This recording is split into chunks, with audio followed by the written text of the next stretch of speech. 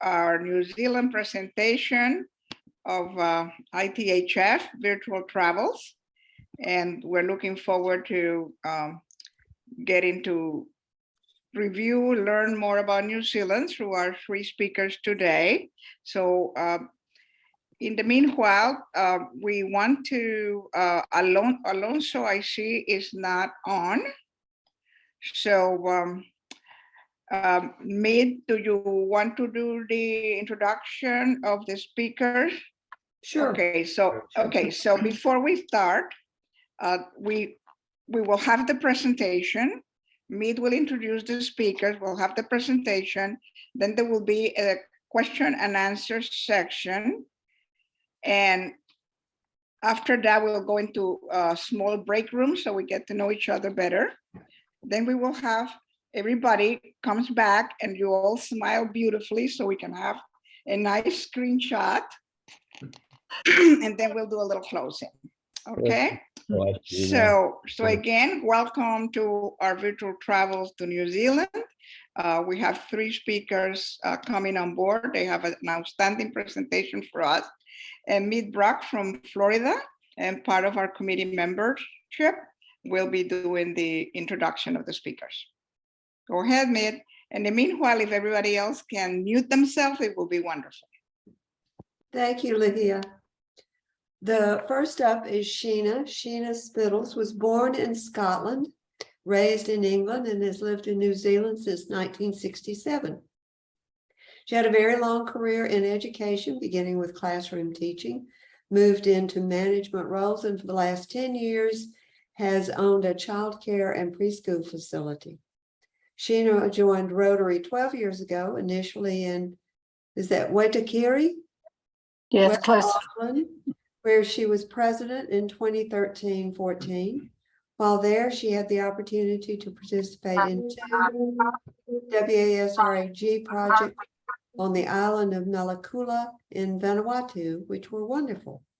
She moved through to Tauranga 7 years ago and was president of the Tauranga Rotary Club in 2017-18. She is currently District 9930's Public Image Chair. Sheena joined ITHF at the Sydney Convention and has been to every convention since, enjoying reconnecting with many friends she's made along the way. Sheena. Next is Ian Holyoake, New Zealand Vice President for ITHF and board member. He's been in Rotary for nearly 45 years and was district governor for District 9930 20 years ago. He's also been a district council and legislation representative. Ian has attended 15 Rotary International conventions over 30 years and joined ITHF over 10 years ago. In working life, Ian was a police officer for 40 years, most of it as a detective, then in later times, a member of the police executive. At retirement, he was the operational head of the New Zealand Police, an organization then of some 10,000 staff, and occasionally acted as commissioner. He then spent 10 years building and operating a holiday park in his now home of Napier, one of our favorite cities. He belongs to numerous community organizations, but Rotary takes up much of his time. He's traveled extensively, both with the police and with Rotary. Finally, Tim Reynolds. Tim has been in the Rotary Club of Baldwin for about 10 years, with a gap in the middle when he moved out of the area. President in 2020-2021, and now the Director of Youth Services. His passion for world travel has been somewhat longer. In the gap between school and university, he worked his passage across the Pacific, visiting Hawaii, then the west coast of the US, up to Vancouver, then turned around and did it all in reverse. He won trips to Tahiti in 1975, then to Edmonton in 1978 for the Commonwealth Games, and he was hooked.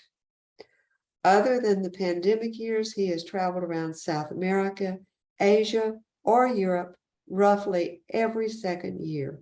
He's hosted around 200 international visitors and been hosted frequently overseas, finding the mix of fellowship and seeing the world intoxicating. To him, ITHF ticks all the boxes.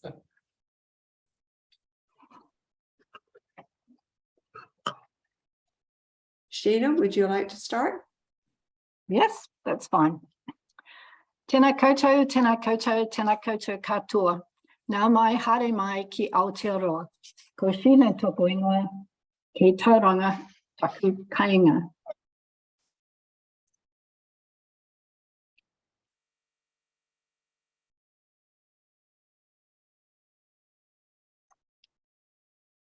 Is that on okay? Yes. Right, welcome to New Zealand, everybody. My name is Sheena and I live here in Tauranga on the North Island of New Zealand. So we're not moving.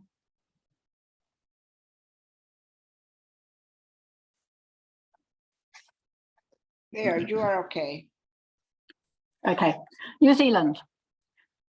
New Zealand's flag recognises our membership of the British Commonwealth with the Union Jack in the top corner and the Southern Cross star cluster on the right. Legend has it that the Maori explorer Kupe first discovered New Zealand around 1320 on his voyage from Holyoake. His wife, Kura Matani, was credited with naming North Island Aotearoa, a name which is becoming more prevalent in New Zealand today. She apparently called out Ao, meaning cloud, on first seeing land over New Zealand. And then Aotearoa, meaning long white tail. So Aotearoa is officially the land of the long white cloud. The first written record of this was in Governor John Gray's book, Polynesian Mythology, in 1855. New Zealand was first settled by Maori, who came here from East Polynesia between 1320 and 1350, navigating by the stars. Around 300 years later, Dutch explorer Abel Tasman reached New Zealand in 1642, giving the country its name, New Zealand, and also naming the ocean between New Zealand and Australia the Tasman Sea. English navigator James Cook sighted New Zealand 100 years later in October 1769, and he landed 2 days later. Many of the names of New Zealand cities and provinces were named by Cook, referencing places and people he knew in England.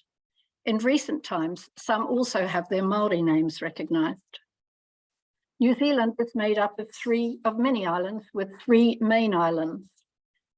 The main one, the North Island, Te Ika a Maui, is the fish of Maui. The South Island, Te Waiopounamu, is the water of greenstone. And Stewart Island is the little island in the far south.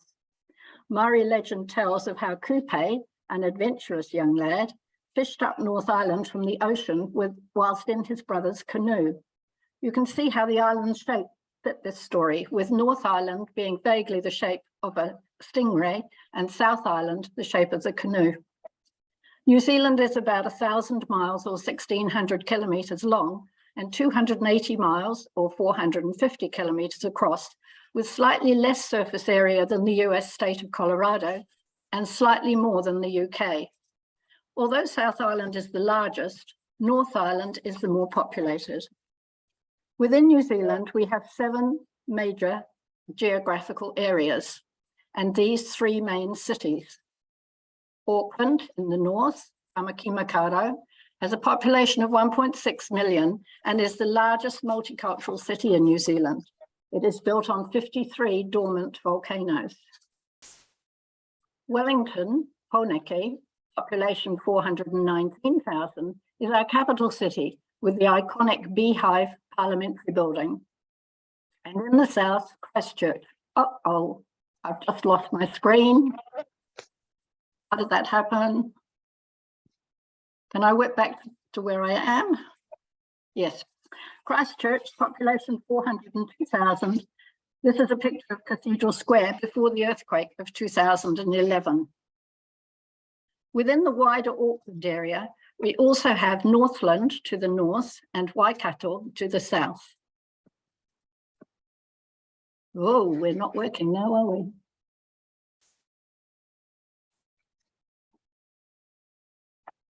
You're okay, we can see it.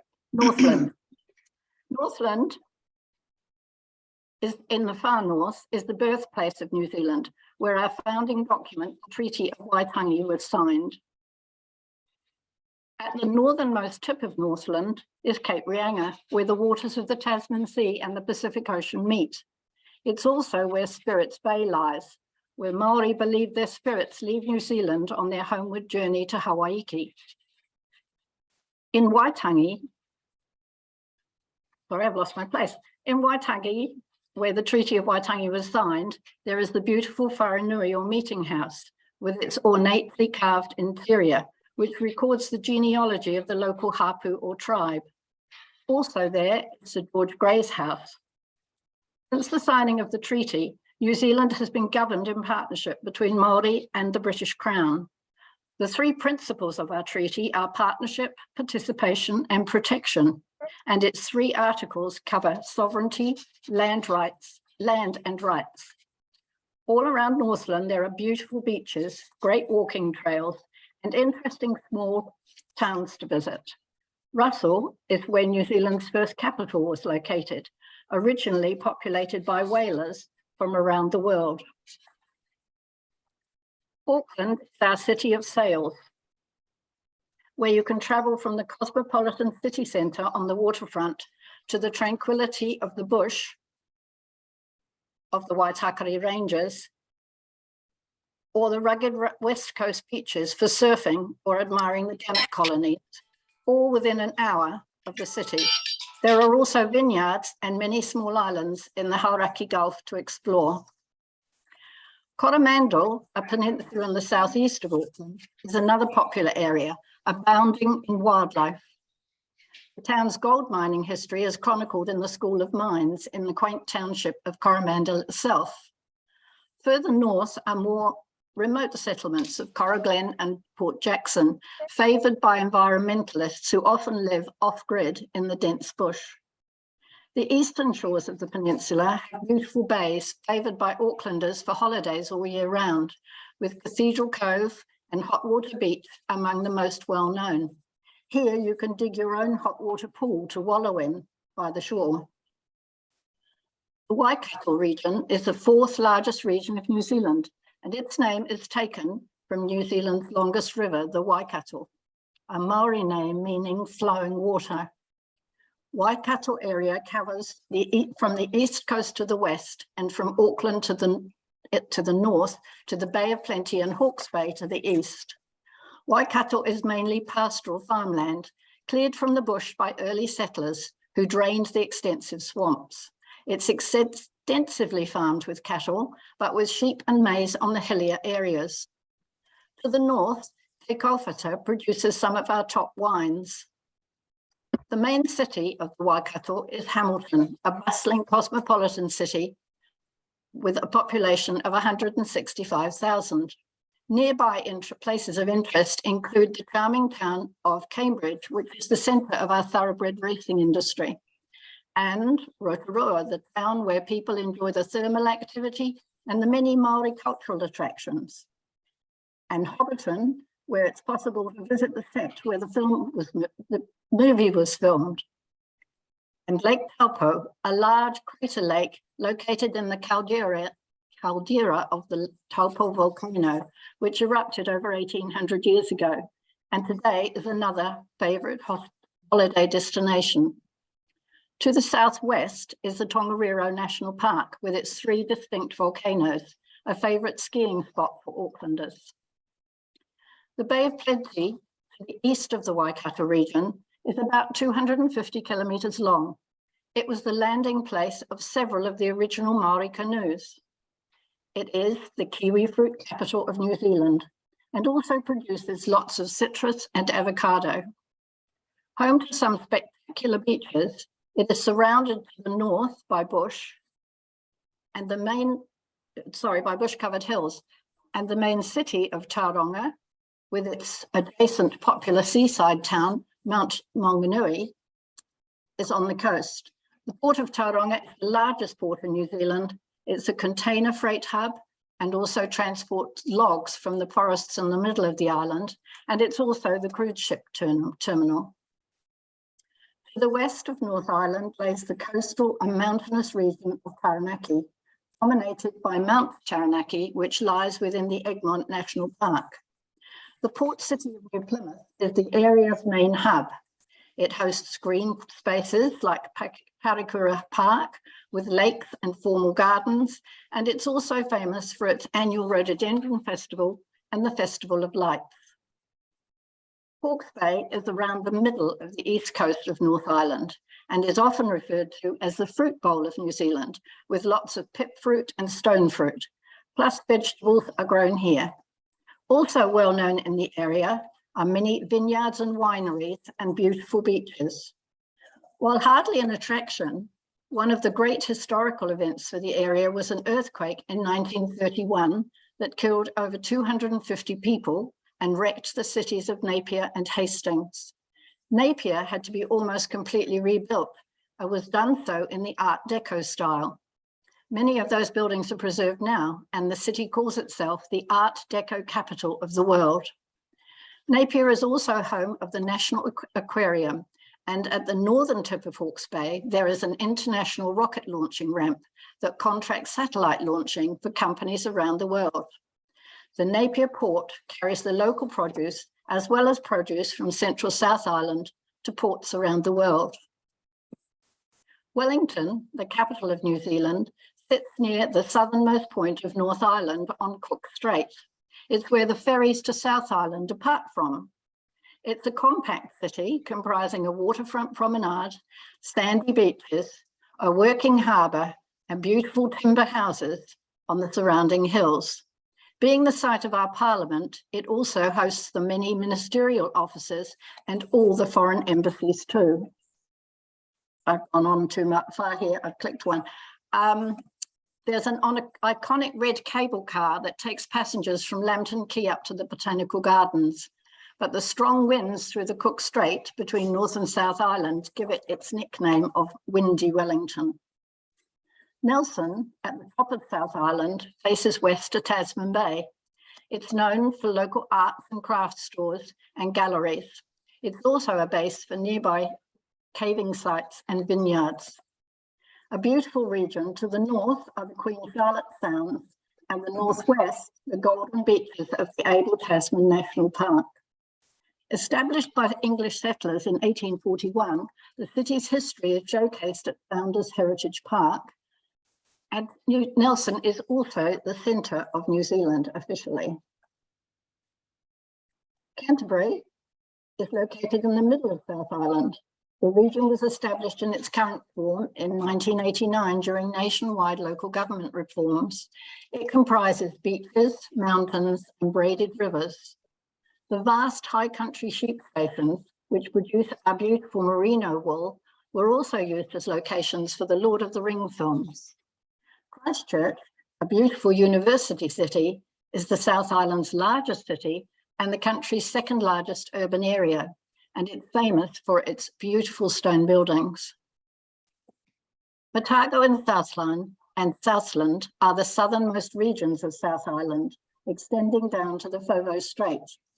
The largest town is Dunedin, known for its university and its Scottish heritage, and even has a castle or two.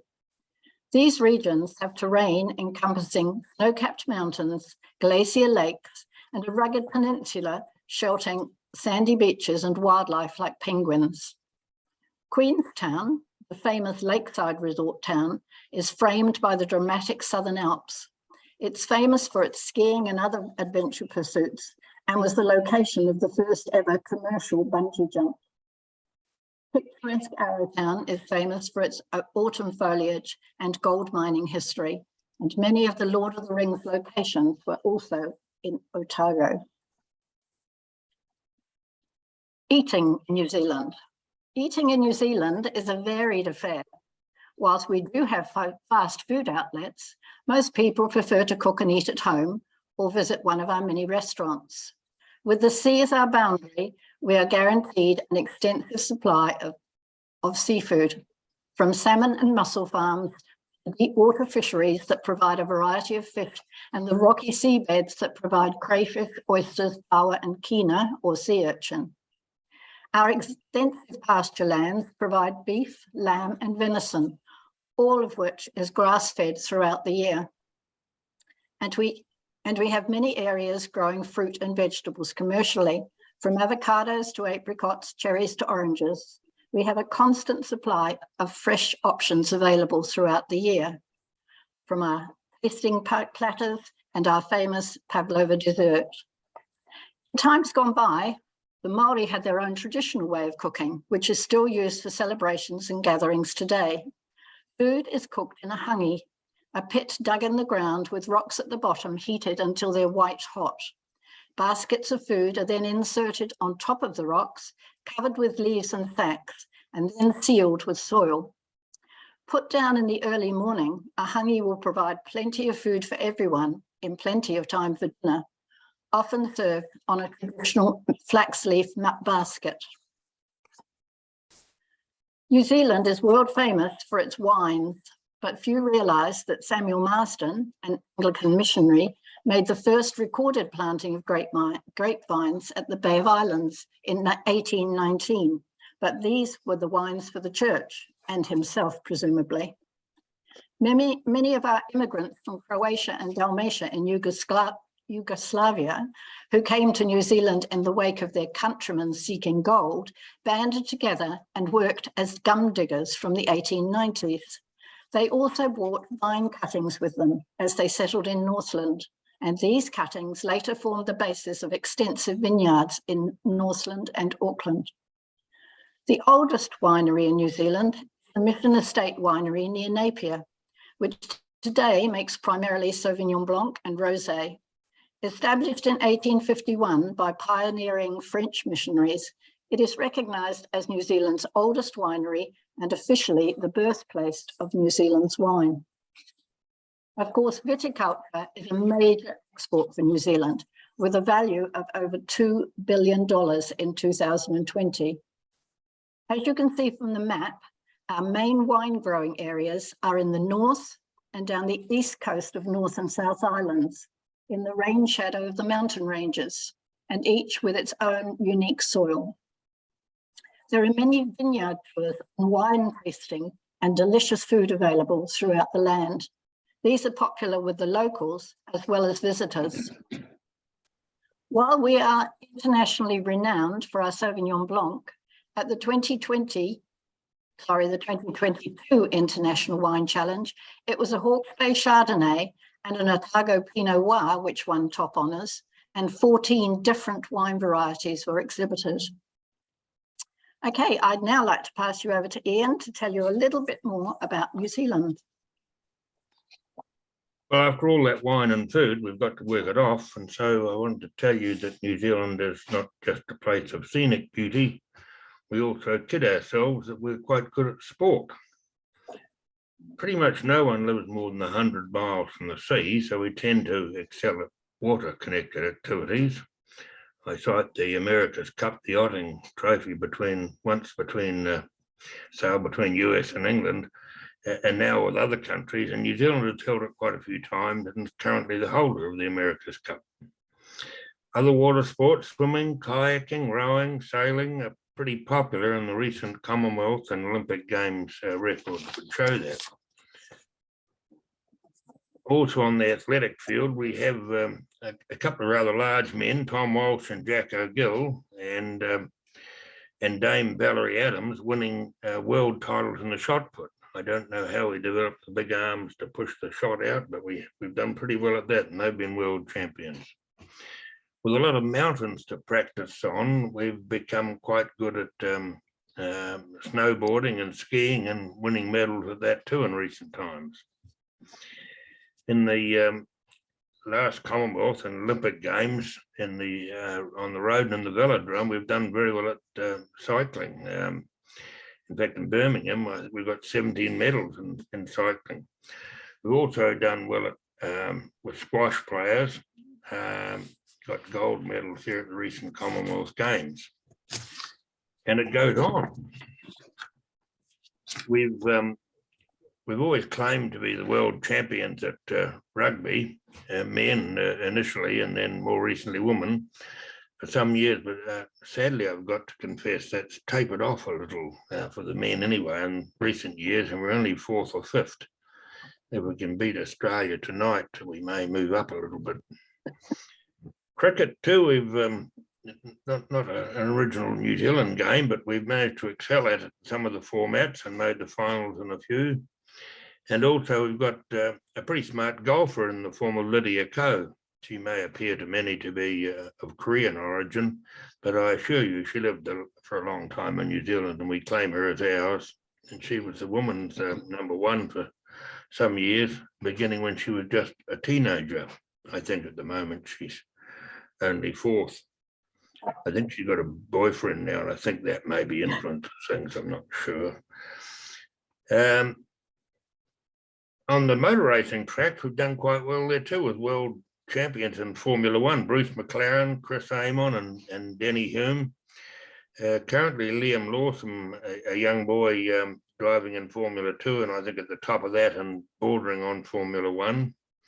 And as well in the IndyCar series in the United States, Scott Dixon, a New Zealander who's been in the US for many years, has won the IndyCar Championship 6 times, dropped back a bit this year, but he and another Scott McLaughlin, I know were on the podium in the last race in the IndyCar series. So that's our sporting side. For a nation of just over 5 million people, we compete with and win against countries with multi-million populations. So we're not just scenery and film sets. We are fit too, and we're good at winning. Thank you. Okay, I'd now like to pass over to Tim to tell you about a few of our special New Zealanders. Thank you, Sheena. There is a saying that the first shall be last and the last first. Well, here's an example, as the last part of our presentation is about New Zealand firsts. And what better to start with than in 1893, when New Zealand was the first country in the world to recognise women's right to vote. Kate Sheppard was the most prominent member of the New Zealand women's suffrage movement. Compare this to 1918 in Britain and 1920 in the US. And if you're a woman in Saudi Arabia, you had to wait till 2015. New Zealander Ernest Rutherford was the first to create an artificial nuclear reaction in a laboratory in 1917. This wasn't the splitting the atom, which occurred in the 1930s, but it was a vital precursor to the nuclear age we know today. The Victoria Cross is the supreme award for bravery under fire in what was the British Empire. New Zealander Charles Upham is the only person to have been awarded the VC twice while fighting. He won his medals in Crete and North Africa during World War II. Of course, the first person to the top of the world was New Zealander Ed Hillary, who with the help of Sherpa Tenzing got to the summit of Mount Everest in 1953. And a piece of sporting trivia. In the Soccer World Cup of 2010, there was only one team that was never defeated. It was not Brazil or Germany or even Spain, which won the tournament, but little New Zealand, which had 3 draws in the first round, so did not proceed any further, but remain undefeated. For a nation, as Ian said, of just over 5 million people, that's not a bad record. Why not visit it before or after the Melbourne Convention next year? And back to Sheena. Okay, I'd now like Madhu to share our concluding video, please. I shall stop recording for the moment because I cannot share the video, and then following the end of the video, I'll start recording again.